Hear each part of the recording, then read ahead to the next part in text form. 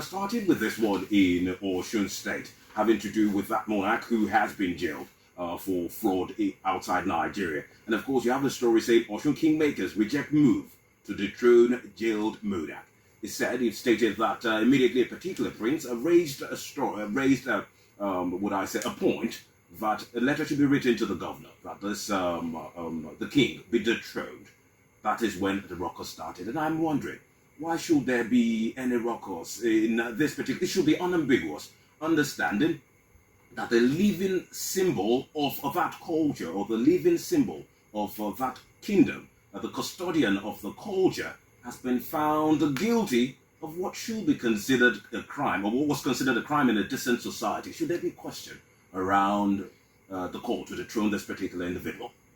Ruth Johnson Ojesope, what do you make of the ruckus around it? Well, I'm not surprised because in Nigeria, when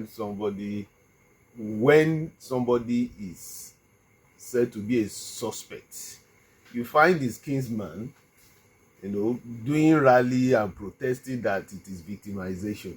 So I'm not surprised. But like we said a couple of weeks ago when we talked about this issue, that look, there should be code of conduct for this, monarchs and traditional rulers. This one definitely is not in any society. Even in Nigeria, what he did is crime, even in Nigeria. And because he has not been prosecuted in Nigeria doesn't excuse the fact that it's a crime. So I think he should be dethroned. But this is Nigeria. A lot of factors will play out in this, because the ruling houses is not here. He has not yet, because most of the, what do they call their laws that set up these traditional institutions, most of them only make provision for death, removing the kings or the rulers. Most of them, most of these laws do not factor crime into it, as this one now. The crime may prevent you from becoming the king, but most of these laws did not factor crime stopping you from remaining the king. So it will have serious issues in that area. But morally speaking, that man has no more justification to remain the king of the land. But it is not unexpected in Nigeria. We'll say it's not unexpected in Nigeria. That's where I'm taking you to, Madam Ose, this morning. Is this a reflection of who we have become? People who would embrace or excuse away fraudulent activities, as long as maybe the funds get to us in some form or the other, where we have politicians who may still, you will say, Marco Wano,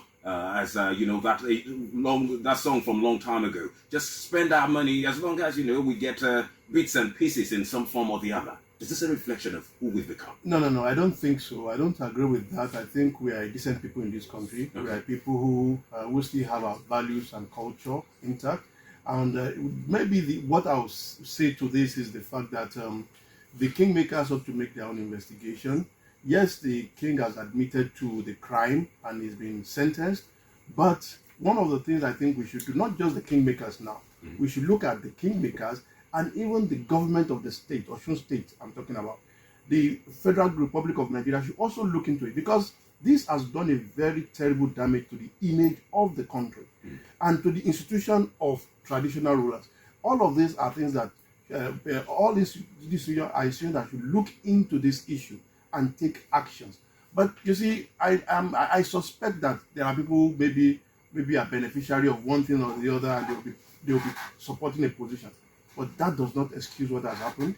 I think proper investigation should be done, and then the needful should be done in terms of dethroning him and getting somebody. I mean, we should uphold a standard in this country and should not be apologetic about it. Let's move on from this real quick.